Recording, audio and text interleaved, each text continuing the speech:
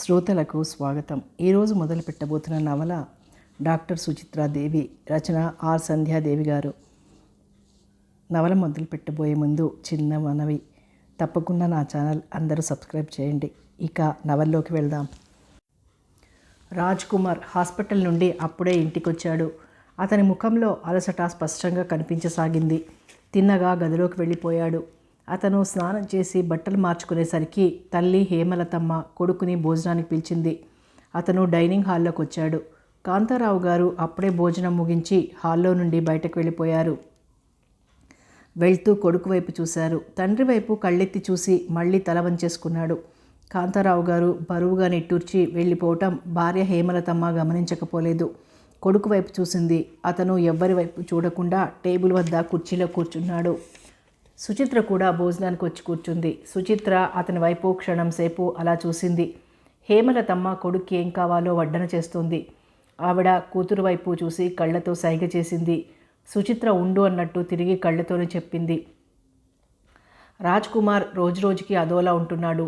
ఎప్పుడు ఏదో పరధ్యాసగా గడుపుతుంటాడు. పెళ్లి మాట ఎత్తితే మాట్లాడ్డు. పలానా వాళ్ళు కబురు చేశారు అంటే ఊ అనడు, ఆ అనడు. పెళ్లి చేసుకోక అలా ఎన్నాళ్ళు ఉంటావు అంటే చిన్నగా నవ్వేస్తాడు.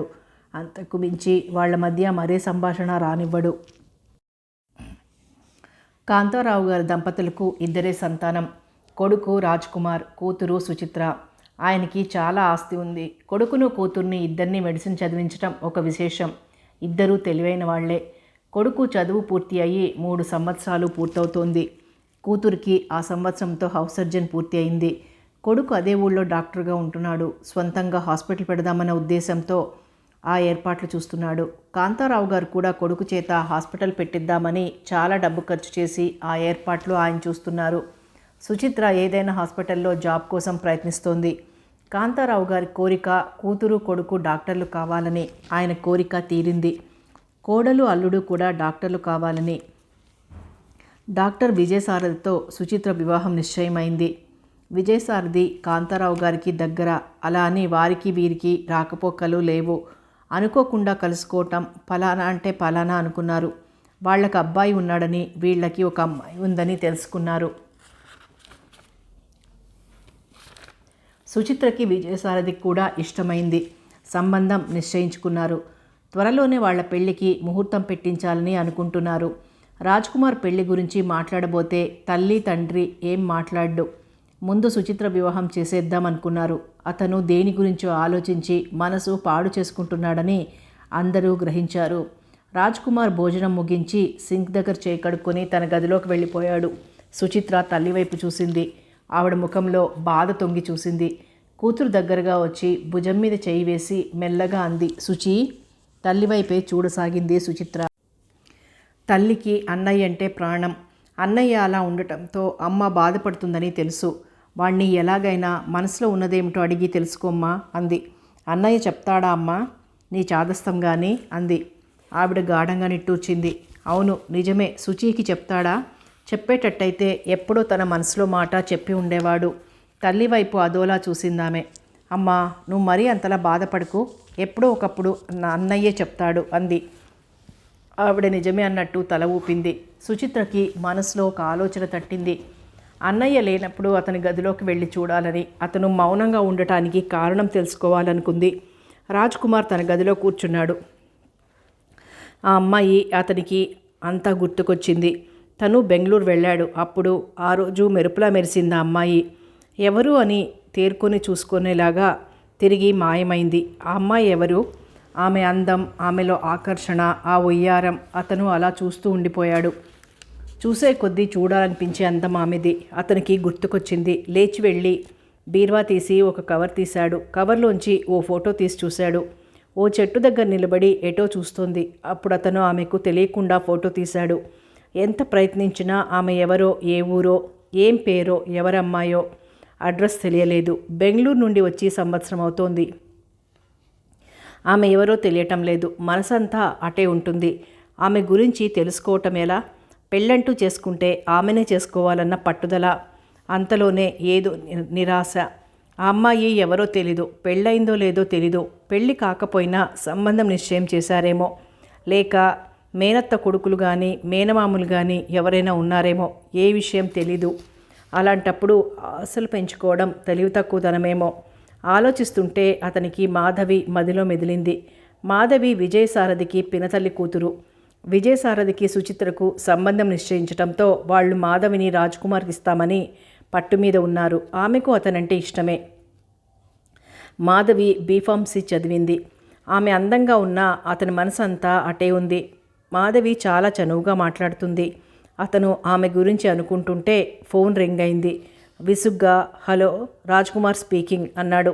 మీరా సంతోషంగా పలికింది అవతలి కంఠస్వరం. ఒక్క నిమిషం అలా ఉండిపోయాడు. చచ్చానురా భగవంతుడా అన్నట్టుగా. ఏమండి రాజ్కుమార్, మిమ్మల్నే, ఏమిటి అలా ఉండిపోయారు, మాట్లాడండి అంది మాధవి. ఏమిటి మాట్లాడండి? ఏం మాట్లాడను మాధవి నవ్వాడు. మాట్లాడాలంటే మాటలే ఉండవా? అతను జవాబు ఇవ్వలేదు. మాధవి అంది, ఈరోజు నాకు ఇంట్లో కూర్చోవాలంటే బోర్ అనిపిస్తోంది. మరేం చేయమంటావు? నిజంగానే అర్థం కాక ప్రశ్నించాడు. ఆ మాటలకి ఆమె గట్టిగా నవ్వేసింది. ఏం చేయమంటారు అని నన్ను అడుగుతారేమిటి? ఆ మాత్రం ఆడపిల్లల మనసు గ్రహించలేరా? మీరు కంపెనీ ఇస్తారని. నేనా? ఏం?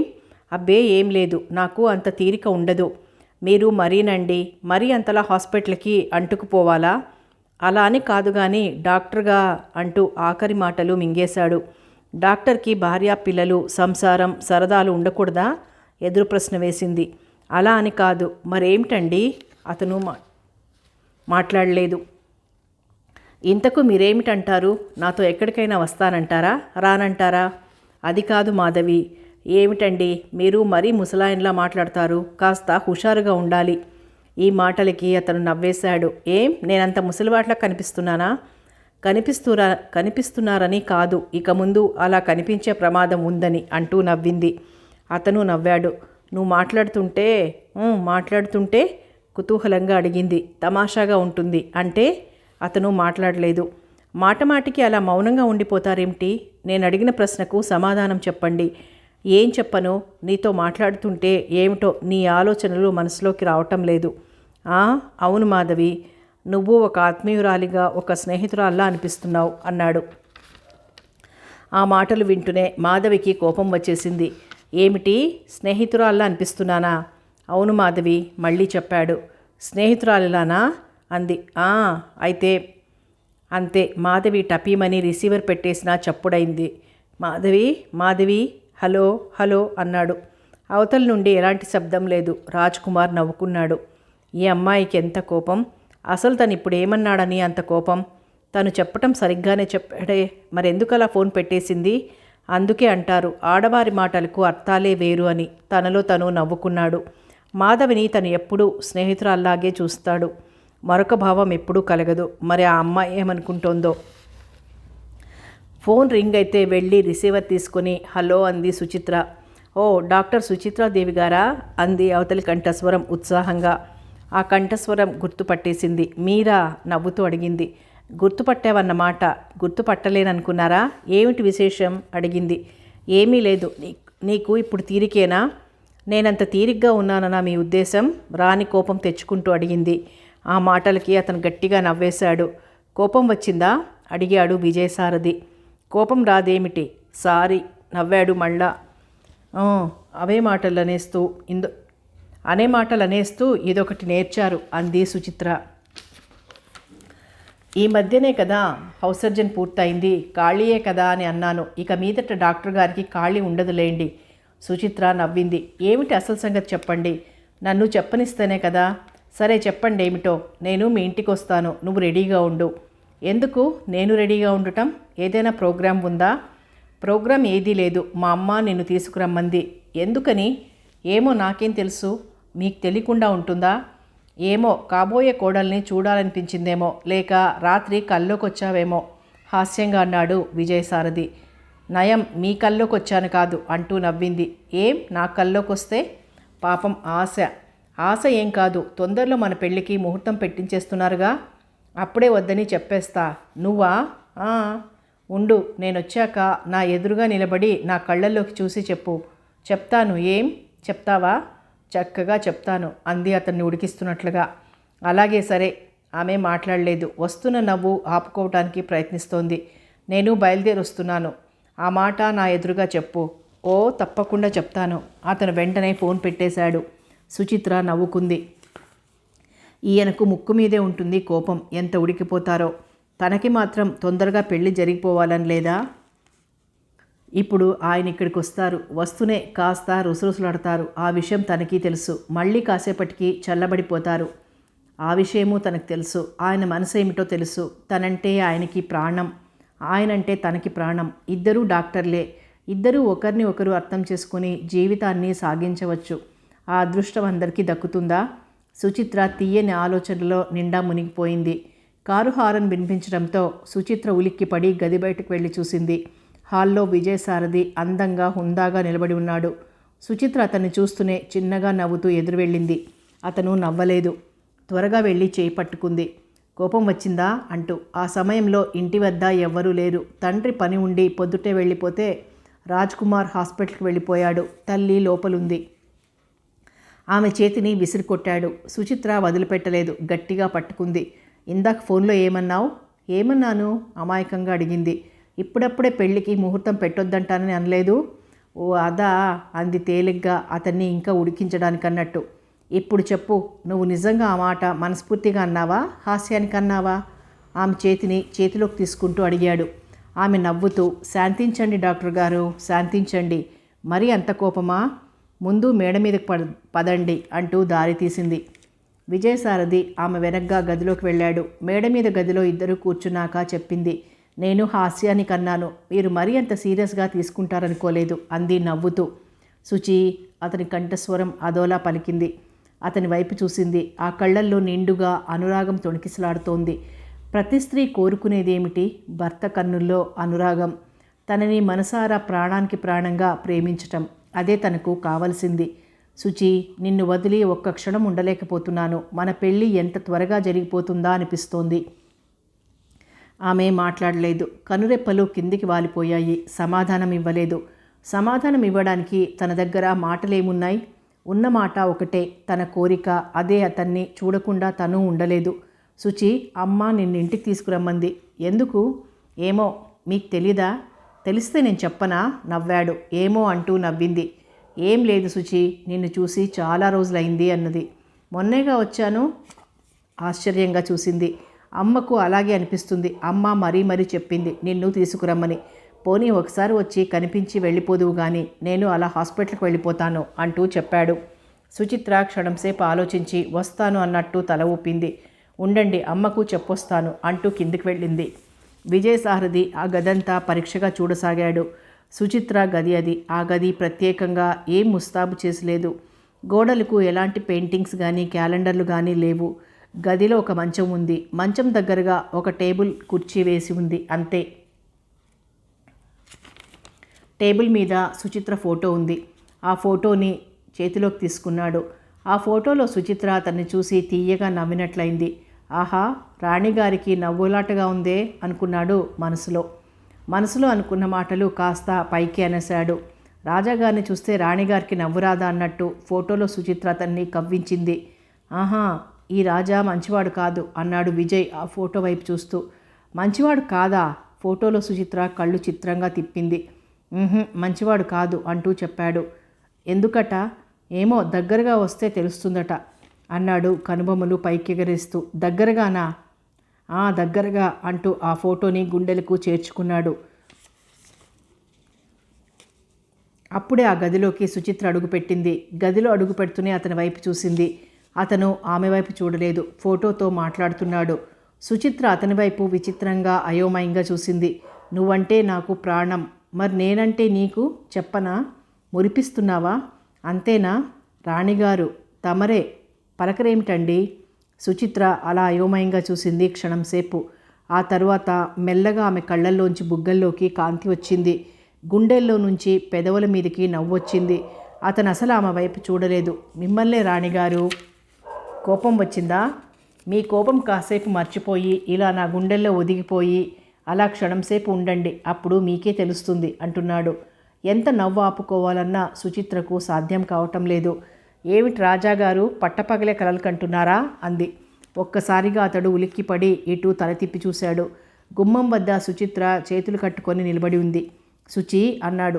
ఏమిటి రాజాగారు పరధ్యాసలో పడిపోయారు? చేతిలో ఫోటో ఏమిటి? కొంటెగా అడిగింది. పరధ్యాసలో నేను పడిపోలేదు. నా హృదయరాణి గారు నన్ను పరధ్యాసలో పడేశారు. ఇంకా ఈ ఫోటో అంటారా అంటూ ముఖం అదోలా పెడుతూ లేచి ఆమె దగ్గరగా వస్తూ తల కొద్దిగా వంచి ఆమె చెవిలో రహస్యం చెప్తున్నట్లుగా అన్నాడు. రాణిగారు నా ఎదురుగా ఉన్న ఏమిటి లాభం? నన్ను కవ్విస్తుందే గాని నా చెంతకు రాదు. కలలో ముద్దులిచ్చి మురిపిస్తుందే గాని నిజంగా దగ్గరగా వచ్చి ముద్దులిచ్చి మురిపించదు. అందుకే నా బాధ అంతా ఈ ఫోటోతో మొరపెట్టుకుంటున్నాను అన్నాడు అమాయకంగా. రాజాగారితో ఏమిటే చెప్తున్నావు? ఇలా రా, నీ పని చెప్తాను అంటూ గడుసుగా అతని చేతిలో తన ఫోటో లాక్కుంది. అతను గట్టిగా నవ్వేశాడు. ఏమిటిది మరీ చిన్నపిల్లాడ్లా అంది రాణి కోపం తెచ్చుకుంటూ. చిన్నపిల్లలు ఇలా ప్రేమలో పడతారేమిటి? మనది ప్రేమ వివాహం కాదు కదా అంది. కాదనుకో, పెద్దవాళ్ళు నిశ్చయించిన సంబంధమైనా మనలో ప్రేమ పుట్టేసిందిగా. ఆమె నవ్వేసింది. గడుసు మనిషి గమ్మత్తుగా మాట్లాడడం మీకే తెలుసు అంది. అలాగా, నేను గడుసువాడినా? మా అమ్మ నన్ను అమాయకుడు అంటుంది. పాపం మీరా అమాయకులు కానా? తెలుస్తూనే ఉంది మీరు ఎంత అమాయకులో అంది వస్తున్న నవ్వు దాచుకుంటూ. మరి నాకు హాస్పిటల్కి టైం అయింది, పద అన్నాడు. ఉండండి, హార్లిక్స్ తాగి బయలుదేరదాం. ఇప్పుడు కాదు, తర్వాత. ఏం? నాకు టైం అయిపోయింది సుచి, త్వరగా వెళ్ళాలి అన్నాడు. సరే అయితే పదండి అంది. ఇద్దరూ హేమలతమ్మకు చెప్పేసి బయలుదేరారు. కారు డ్రైవర్ ఉండటం వలన ఇద్దరూ వెనక సీట్లో కూర్చున్నారు. విజయసారథి ఆమె వైపు కన్నార్పకుండా చూస్తుంటే కళ్లతోనే మందలించింది సుచిత్ర. డ్రైవర్ ఉన్నాడు, ఏమిటా చూపులు అన్నట్టు. కారు పోర్టికోలో ఆగింది. విజయసారథి సుచిత్రతో లోపలికి వెళ్ళాడు. అమ్మా అమ్మా అంటూ పిలిచాడు తల్లిని. పార్వతమ్మ యువతలకొచ్చింది కొడుకు పిలుపు విని. సుచిత్రను చూస్తూనే ఆవిడకు చాలా సంతోషంగా అనిపించింది. రామ్మ, ఏమ్మా 2 రోజులుగా మా ఇంటికి అసలు రావటం లేదు? మా అబ్బాయి ఏమీ అనలేదు కదా అందావిడ. విజయసారథి ఒక్కసారి తల్లి వైపు ఆమె వైపు చూశాడు. ఆవిడ కొడుకు వైపు చూడటం లేదు. దృష్టి అంతా కాబోయే కోడలి మీదే ఉంది. సుచిత్ర ఆవిడ మాటలకి నవ్వింది. ఆయన ఏం అనలేదండి. నేనే 2 రోజులుగా వీలు కాక రావడం మానేశాను. ఆ 2 రోజులు ఎందుకు రాలేదు అంటే కారణం ఏం లేదండి, వీలు కాలేదు అంటూ నవ్వుతూ చెప్పింది. చూడమ్మా, నా మాట సరిగ్గా విను. నాకున్నది ఒక్కడే కొడుకు. 4 కొడుకులు ఉంటే 4 కోడళ్ళు ఇంటికి వచ్చేవారు. కానీ నాకు అలా కాదుగా. వీడొక్కడే కొడుకు. పెళ్లి చేస్తే కోడలొక్కతే. ఆ కోడలివి నువ్వు కనిపించకపోతే నాకెలాగో ఉంటుంది. కోడలివైనా కూతురివి నువ్వే. నువ్వు ప్రతిరోజు ఇంటికి రావాల్సిందే. పెళ్ళైతే నిన్ను ఈ మాట అడగనవసరమే లేదు. నువ్వు మా ఇంట్లోనే ఉంటావు కదా అందావిడ నవ్వుతూ. సుచిత్ర మాట్లాడలేదు. నవ్వుతూనే తల వంచుకుంది. అత్త కోడళ్ళ కబుర్లయ్యాయా, లేక నా మీద ఇంకా ఏమైనా మిగిలిపోయాయా అంటూ తల్లి వైపు చూస్తూ. అవునమ్మా, నేను సుచిత్రను ఏమంటాను అన్నాడు. ఆవిడ నవ్వింది. కొడుకు వైపు ప్రేమగా చూస్తూ ఉంది. అది కాదు బాబు, సుచి చాలా నెమ్మది. అయితే నువ్వేమైనా అన్నావేమో అని. నేనా? అదేలేరా, నువ్వేమైనా అని ఉంటే అమ్మాయి మనసు కష్టపెట్టుకుందేమో, అందుకే రాలేదేమో అని నా భయం. ఇది మరీ బాగుందమ్మా. సుచిత్రకి నవ్వొచ్చింది. నవ్వాపుకుంటూ ఓరగా అతని వైపు చూడసాగింది. విజయసారథి కాస్త ఎవరైనా ఏమైనా అంటే చాలు ఇట్టే ఉడుక్కుంటాడు. సుచిత్ర నవ్వుతుంది అని తెలుసు. అనుమానంగా ఆమె వైపు చూడసాగాడు. సుచిత్ర అతని వైపు చూడకుండా ముఖం మరోవైపుకి తిప్పేసుకుంది.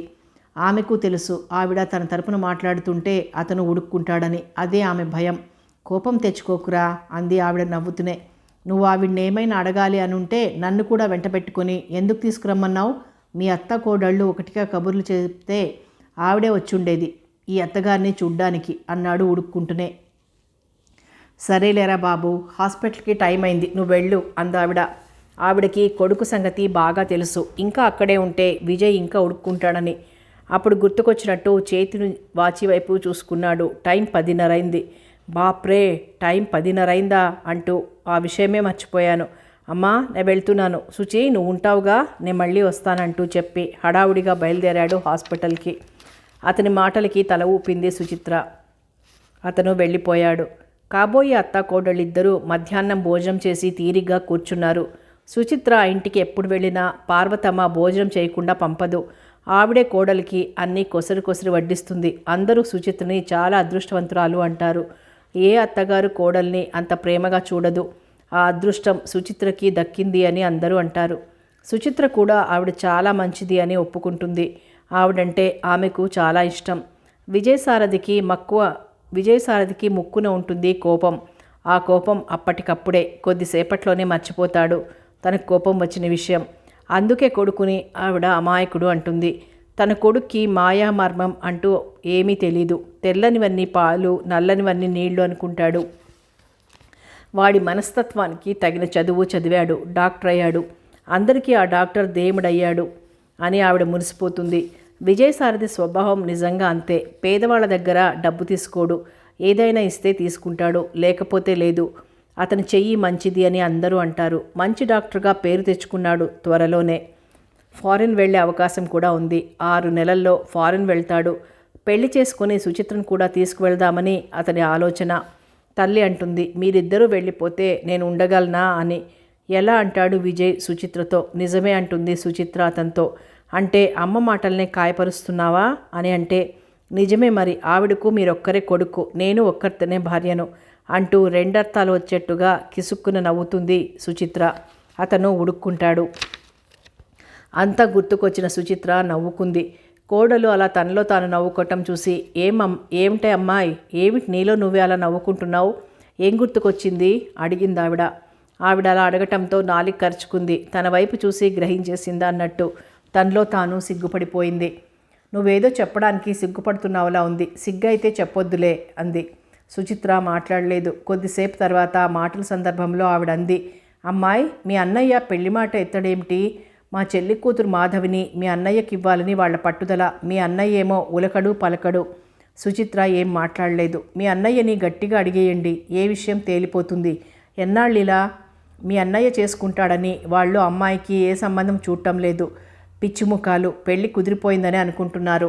సుచిత్ర గుండె గుబేలు మంది. అయినా ఇన్ని రోజుల తర్వాత ఇప్పుడు కాదని చెప్పినా బాగుండదు. ఆడపిల్ల పెళ్ళా మరొకట? చెప్పు. వెళ్ళి మీ అమ్మ నాన్నగారితో ఈ విషయం చెప్పు. ఆమె మాట్లాడలేదు. ఏం చెప్తావా? చెప్తానన్నట్టు తలూపింది. చెప్పి మీ అన్నయ్యని ఎలా అయినా ఒప్పించండి. మాధవికి మీ అన్నయ్యకు, మా అబ్బాయికి నీకు ఒకేసారి పెళ్లికి ముహూర్తం పెట్టించి పెళ్లి జరిపిస్తాం అందావిడ. అన్నయ్య ఒప్పుకోకపోతే అనుకుంది సుచిత్ర. అన్నయ్య ఒప్పుకోడని తనకు తెలుసు. అతని మనస్తత్వమే అంతా. ఎందుకో మనిషి చాలా మారిపోయాడు. ఏదో విషయంగా బాధపడుతున్నాడు. మనసు విప్పి చెప్పడు. తను వీళ్ళకి ఈ విషయం చెప్తే అర్థం చేసుకుంటారా? పెళ్ళికి ఏదో వంక పెడుతున్నారు అని అనుకుంటారు. తప్పకుండా అలాగే అనుకుంటారు. ఈవిడే కాదు, సారథి కూడా అలాగే అనుకుంటాడు. చెల్లెలంటే అతనికి ఇష్టమే. సుచిత్రకు ఆవిడ మాటలు వింటుంటే మతిపోతోంది. తన పెళ్ళి సారథితో జరిగే పనా? సుచిత్ర మనసంతా అదోలా అయిపోయింది. మాధవి తల్లిదండ్రులకి ఉద్దేశం ఎలా ఉన్నా ఆమె మాత్రం రాజ్కుమార్ విషయంలో పట్టుదలగా ఉంది.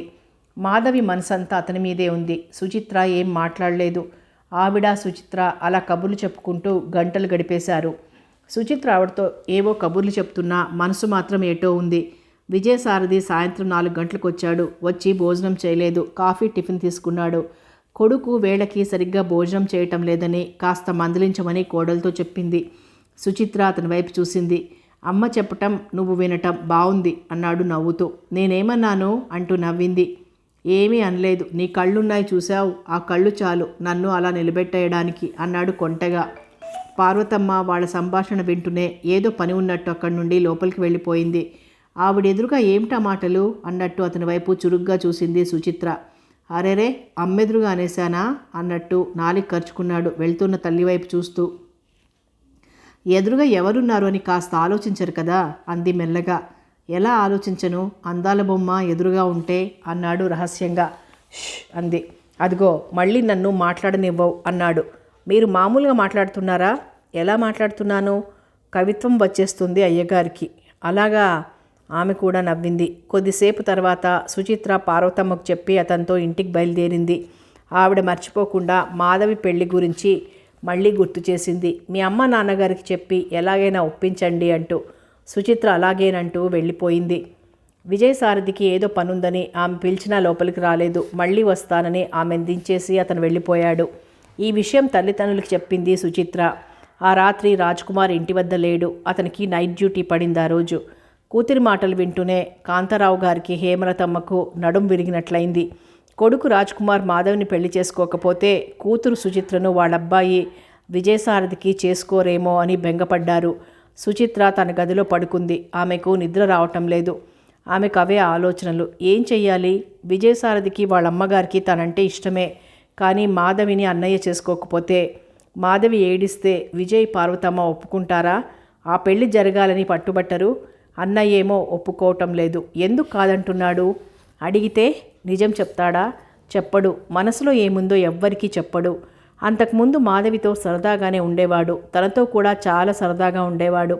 ఎప్పుడూ ఏదో ఒకటని ఏడిపించేవాడు. ఇప్పుడు అలా కాదు. మనిషి చాలా మారిపోయాడు. ఏదైనా అంటే చిన్నగా నవ్వి ఊరుకుంటాడు. మనిషిలో చాలా పెద్ద తరహా వచ్చేసింది. మునుపటి ఉత్సాహం లేదు, సరదా లేదు, హుషారు లేదు. ఎప్పుడూ ఏదో ఆలోచిస్తూ బాధపడుతూ ఉంటాడు. ఏమిటి ఆ ఆలోచనలు? ఎందుకు ఆ బాధపడటం? ఏమైనా తప్పు చేశాడా? నిజంగా తప్పు చేసి ఉంటే ఆ తప్పు దిద్దుకోవచ్చు కదా. ఎందుకలా కృంగిపోవటం? ఎందుకలా బాధపడటం? ఏం జరిగి ఉంటుంది? అసలు విషయం ఏమిటి?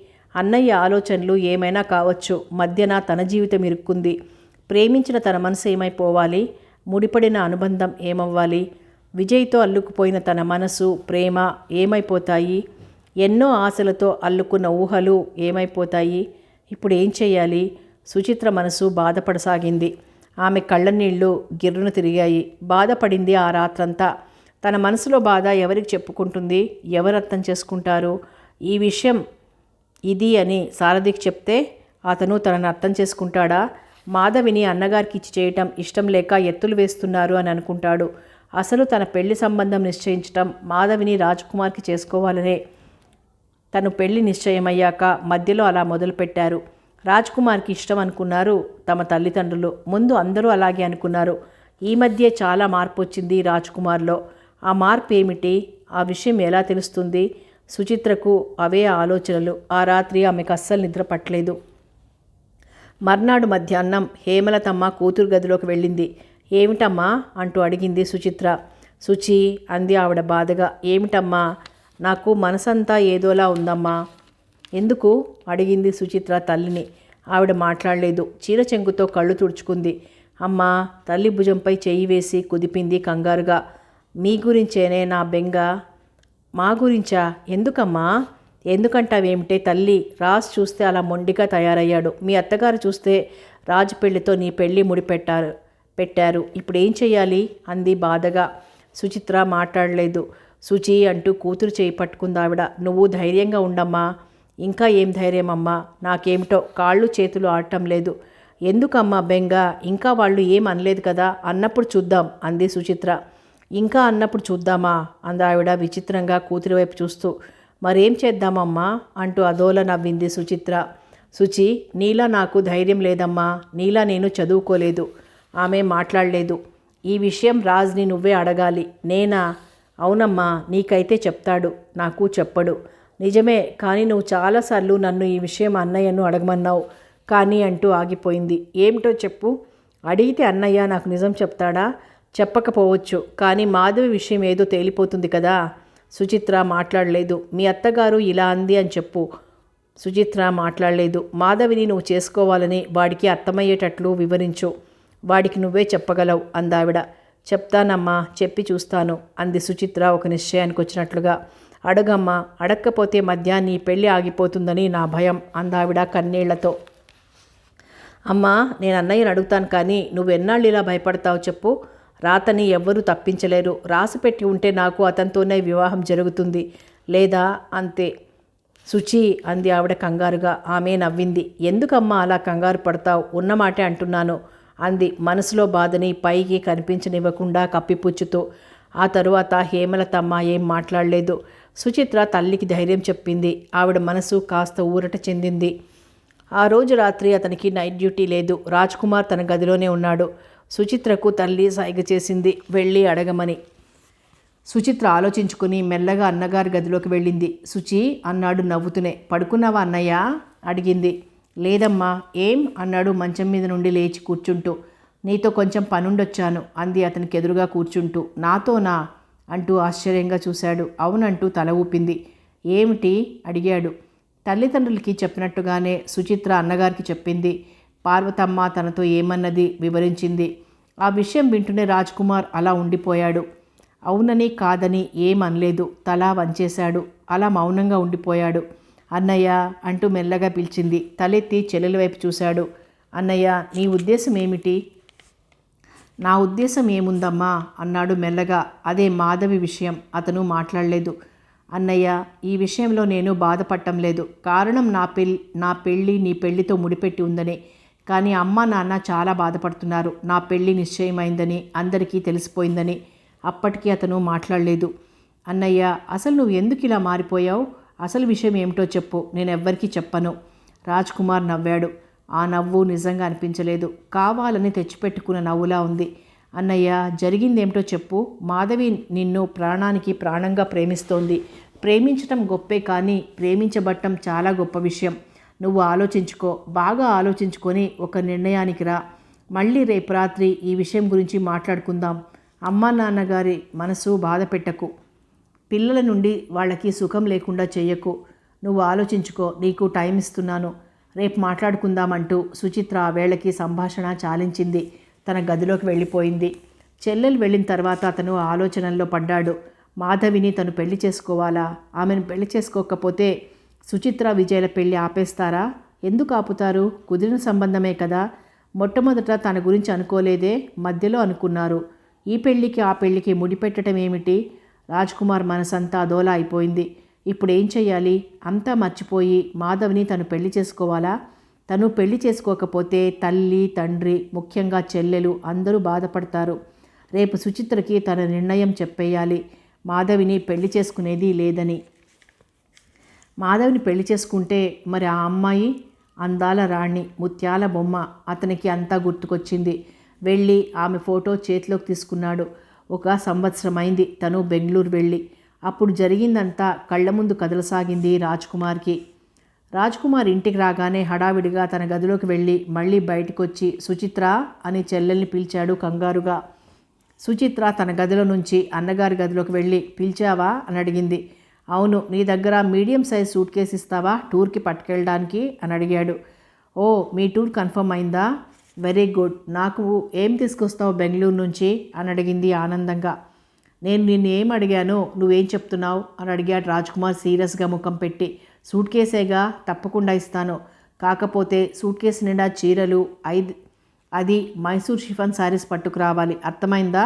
అలాంటి కండిషన్ మీద అయితేనే తీసుకెళ్ళు, లేకపోతే నీ ఇష్టం నిర్లక్ష్యంగా చెప్పింది. వద్దులే, నువ్వు ఇచ్చిన సూట్ కేసు నిండా చీరలు తెస్తే నా బట్టలు ఏం చేసుకోవాలి? నీ సూట్ కేసు ఇవ్వకపోతే మరేం నష్టం లేదు అన్నాడు నవ్వుతూ. చెల్లెలిచ్చే లిస్టు భరించలేక, సరే నీ ఇష్టం, ఆలోచించుకో అని నవ్వుకుంటూ తన గదిలోకి వెళ్ళి తన సూట్ కేసు తీసుకొచ్చి ఇచ్చింది. సూట్ కేసు తీసుకుంటూ, నీ షరతులకు నేను అంగీకరించడం లేదు. సో నాకు తోచింది ఏదో తీసుకొస్తాను. అగ్రి అయితేనే ఇవ్వు, లేకపోతే వద్దు అన్నాడు సరదాగా. సరేలే చూద్దాం అంది సుచిత్ర. కింది నుండి మాధవి గొంతు వినపడింది. సుచిత్ర, సుచిత్ర అని. సుచిత్ర, రాజ్కుమార్ ఇద్దరూ బయటకు వచ్చారు. వాళ్ళిద్దరినీ మేడ మీదకి వస్తున్న మాధవి చూసి, అన్నా చెల్లెలు తీరుబడిగా ఏం చేస్తున్నారు అని అడిగింది. నీ గురించి ఆలోచిస్తున్నాం అంది సుచిత్ర నవ్వి. రాజ్కుమార్ వెంటనే, ఏం లేదు, నేను బెంగళూరు టూర్ వెళ్తున్నాను కదా, ఏదో కొద్దిగా హెల్ప్ చేస్తోంది ప్యాకింగ్లో. మీరేమీ కంగారు పడకండి. సుచిత్ర అబద్ధం ఆడుతుందని తెలుసు. ఎందుకంటే ఆమెకెప్పుడు విజయసారథి నామజపం తప్ప ఇంకే జపం తెలియదు కనుక అంది మాధవి నవ్వుతూ ఆమెని ఉడికిస్తూ. చాలు చాలు, మీ అన్నగారి కంటే గొప్ప మనిషి ఈ భూప్రపంచంలో ఎవరూ లేరు కదా, అందుకనే మీ అన్నగారి జపం చెయ్యాలి మరి, పాపం అంది సుచిత్ర మాధవిని వెక్కిరిస్తూ. ఇద్దరూ దెబ్బలాడుకుంటారా ఏమిటి? అయితే పదండి గార్డెన్లోకి, అక్కడైతే బాగుంటుంది. కావాలంటే తోటమాలను అడిగి 2 కర్రలు కూడా తీసుకొస్తాను. సో మీ ఇష్టం, you can take your own time అన్నాడు రాజ్కుమార్. అయ్యో, టైం అంటే గుర్తుకొచ్చింది. మనం చూద్దాం అనుకున్న మూవీ ఈరోజే లాస్ట్, అందుకే అడుగుదామని వచ్చాను. వెళ్దామా అంది మాధవి సుచిత్ర వంక రాజ్కుమార్ వంక చూస్తూ. విజయసారథికి తీరికేనా అని అడిగాడు మాధవిని రాజ్కుమార్. ఏమో, ఫోన్ చెయ్యాలి. నీకేమైనా తెలుసా అని అడిగింది సుచిత్రని మాధవి. నాకేమీ తెలియదు అంది సుచిత్ర. అయితే ఫోన్ చెయ్యి తనకి, ఫస్ట్ షోకి రాగలడేమో అన్నాడు చెల్లెల వంక చూస్తూ రాజ్కుమార్. నన్ను చేయమంటావేమిటి? వాళ్ళ చెల్లెల్ని ఇక్కడే పెట్టుకొని అంది సుచిత్ర.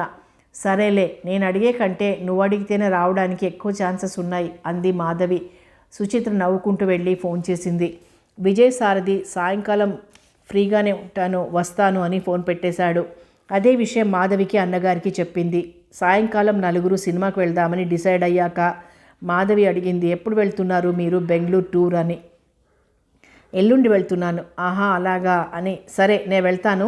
అన్నయ్య నేను ఇద్దరం సాయంకాలం ఇక్కడికే వస్తాం 5 గంటలకి. మీరు కూడా రెడీగా ఉండండి అని చెప్పి వెళ్ళిపోయింది మాధవి. మాధవి వెళ్ళిన కాసేపటికి శుచి, నువ్వు అన్నయ్య రండి భోజనానికి అని పిలిచింది హేమలత. ఎస్ మమ్మీ కమింగ్ అని సమాధానమిచ్చి, రావే శుచి తెగ ఆకలేస్తోంది అని డైనింగ్ రూమ్లోకి వెళ్ళాడు. చేతులు కడుక్కొని అన్నా చెల్లెళ్ళు ఇద్దరు కూర్చున్నారు భోజనానికి. కూర్చుంటూనే అడిగాడు రాజ్కుమార్, చెప్పమ్మా నీకేం కావాలి బెంగళూరు నుంచి అని తల్లివైపు చూస్తూ.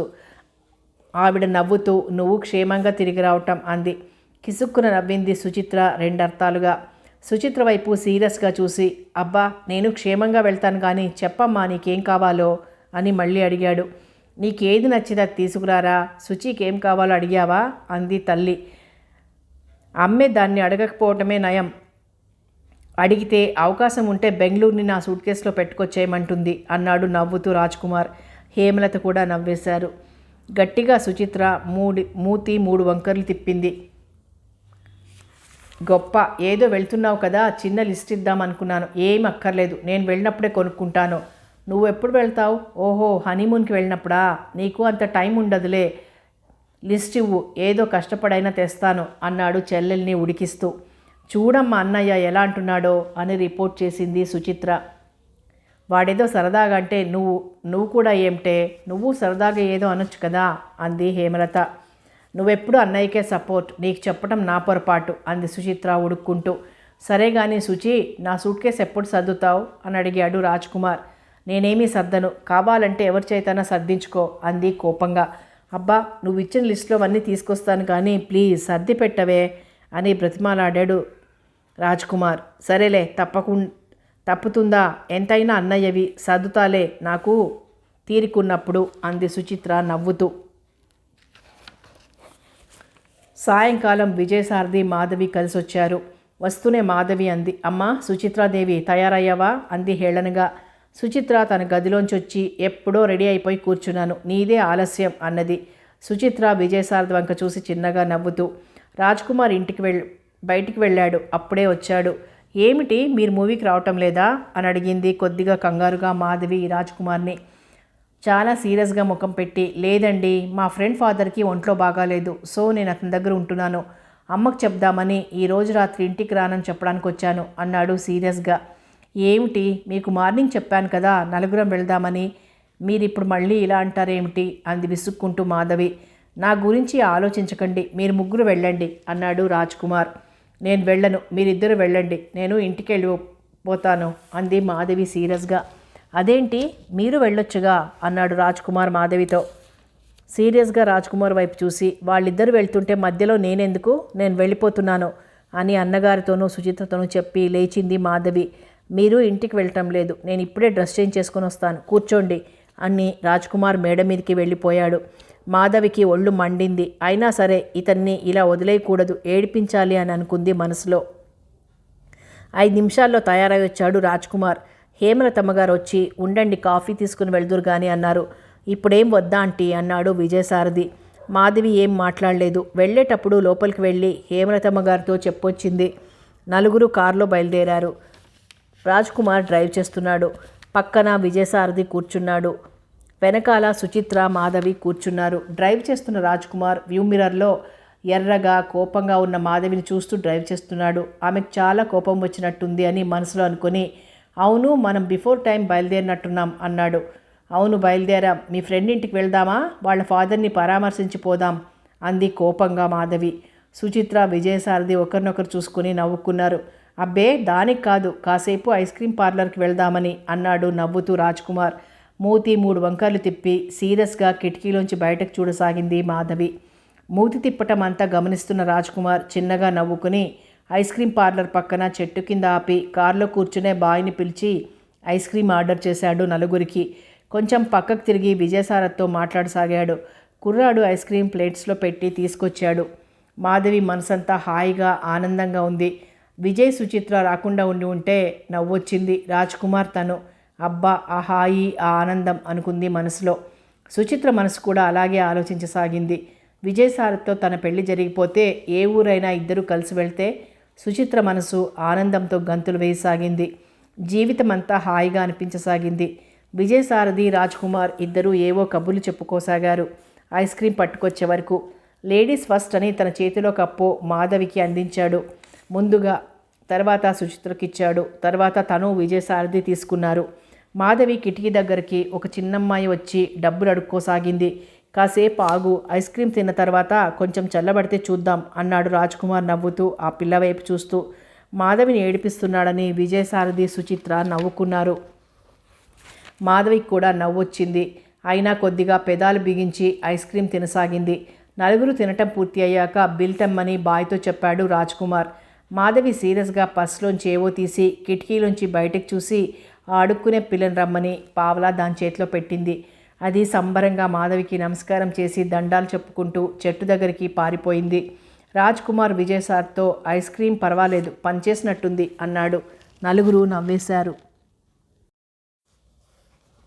థియేటర్ లోపలికి తీసుకెళ్లి ఆపాడు రాజ్కుమార్. సుచిత్రకు చెప్పాడు టికెట్స్ తీయమని. మాధవి గబుక్కున సుచిత్ర చేపట్టుకుని ఏమక్కర్లేదు, మా అన్నయ్య తీస్తాడు అని అంది. కారు ఆగిన వెంటనే దిగి అప్పటికే విజయసారథి టికెట్స్ తీసుకుంటున్నాడు. యు ఆర్ టూ లేట్ అన్నాడు రాజ్కుమార్ చెల్లెల వంక చూసి. అన్నగారి వంక చూసి నవ్వి కారు దిగి విజయసారథి దగ్గరికి వెళ్ళింది సుచిత్ర. మీరు కారు పార్క్ చేసి రండి, నేను దిగిపోతాను అని అంటూ కారు డోర్ తీయబోయింది. కారు స్టార్ట్ అయింది. ఏమిటి అంది మాధవి కంగారుగా. కారు రివర్స్ చేసి పార్క్ చేస్తున్న రాజ్కుమార్ సీరియస్గా లేకపోతే ఏదో డ్రైవర్కి చెప్పినట్లు చెప్తే ఎవరు వింటారు? నేను అసలు అలా అనలేదు. సుచిత్ర దిగిపోయింది కదా అని నేను దిగిపోదామనుకున్నాను అంది మాధవి నొచ్చుకుంటూ. అయినా నేను ఓపెన్ చేసేసరికి స్టార్ట్ చేశారు, నేను పడిపోతే అంది భయపడినట్టుగా. కారు లాక్ చేయడం పూర్తి చేసిన రాజ్కుమార్ గబుక్కును దిగి బ్యాక్ డోర్ ఓపెన్ చేస్తూ దిగుతున్న మాధవితో మీ ప్రాణానికి నా ప్రాణం అడ్డు వేస్తాను అన్నాడు. అలా అంటున్న రాజ్కుమార్ వంక చూడకుండా దూరంగా బుకింగ్ దగ్గర నిల్చున్న సుచిత్ర విజయసారథి వంక చూడసాగింది. నలుగురు కలిసి లోపలికి వెళ్ళి కూర్చున్నారు. సుచిత్ర విజయసారథి ఏదో మెల్లగా మాట్లాడుకుంటున్నారు. మాధవి రాజ్కుమార్ వైపు తిరిగి ఏమిటి స్టార్ట్ చేయకుండానే అంత సీరియస్గా చూస్తున్నారు స్క్రీన్ మీద, ఏమైనా కనబడుతోందా అంది. రాజ్కుమార్ నెమ్మదిగా మాధవి వైపు తిరిగి మరేం చేయమంటారు అన్నాడు. ఏదైనా మాట్లాడవచ్చు కదా అంది మాధవి. అమ్మయ్య మాట్లాడమంటారా అని మాధవి వైపు తిరిగి ఇందాక మీకెందుకంత కోపం వచ్చింది అని అడిగాడు.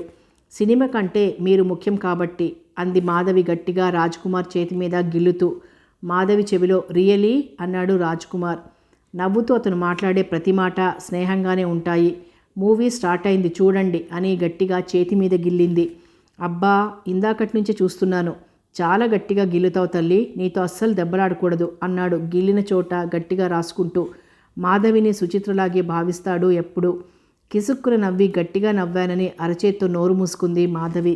రాజ్కుమార్ కొద్దిగా వంగి సుచిత్ర వాళ్ళని చూసి అసలు వీళ్ళని సినిమాకి తీసుకురావడం వేస్ట్, ఎక్కడైనా పార్క్లో కూర్చోబెట్టి రావాల్సింది అన్నాడు. మాధవి నవ్వుతూ మధ్యలో మీకెందుకంత జలసి అంది. మూవీ స్టార్ట్ అవటంతో సీరియస్గా సినిమా చూడసాగారు. సినిమా నుంచి తిన్నగా విజయసారథి వాళ్ళని ఇంటికి తీసుకొచ్చాడు. వాళ్ళు వద్దంటున్నా భోజనం చేస్తే కానీ కదలనివ్వమని అన్న చెల్లెళ్ళిద్దరూ పట్టుపట్టారు. నలుగురు సరదాగా కూర్చుని కబుర్లు చెప్పుకుంటూ భోజనం ముగించారు. తన ప్రయాణం గురించి వివరించసాగాడు రాజ్కుమార్. మధ్యలో సుచిత్ర కల్పించుకుంటూ మాధవి అన్నయ్య మైసూర్ వెళ్ళినప్పుడు నీకేం కావాలి, నేను మైసూర్ శారీస్ తెప్పించుకుంటున్నాను అని అడిగింది మాధవిని. నాకు ఒకటో రెండు తప్పించు చాలు, కలర్స్ కూడా నాకు ఏవి బాగుంటాయో నీకే తెలుస్తుంది నాకంటే, సో నువ్వే తెప్పించు అంది మాధవి సుచిత్రతో. భోజనం ముగించి కాసేపు కూర్చుని బయలుదేరారు విజయసారథి మాధవి. విజయసారథి అన్నాడు, ఆ రోజు మార్నింగ్ సెండ్ ఆఫ్ ఇవ్వడానికి వస్తాను అని. ఎందుకంత పొద్దుటే రావటం, పర్వాలేదులే అన్నాడు రాజ్కుమార్. నేను వస్తాను కదా, వస్తే రాని అంది సుచిత్ర నెమ్మదిగా. సరే మీ ఇష్టం అన్నాడు రాజ్కుమార్ నవ్వుతూ. విజయసారథి మాధవి గుడ్ నైట్ చెప్పి వెళ్ళిపోయారు. రాజ్కుమార్ చెల్లెలతో నే పడుకుంటాను కానీ నువ్వు నా సూట్ కేస్ రేపు సర్దిపెట్టు, అన్నీ మంచం మీద పెడతాను, నేను రేపు ఉదయమే హాస్పిటల్కి వెళ్ళాలి అని తన గదిలోకి వెళ్ళిపోయాడు. సుచిత్ర కూడా తన గదిలోకి వెళ్ళి విజయసారథి గురించి ఆలోచించసాగింది. ఆలోచిస్తూనే అలా నిద్రలోకి జారిపోయింది. కథ కొనసాగుతుంది.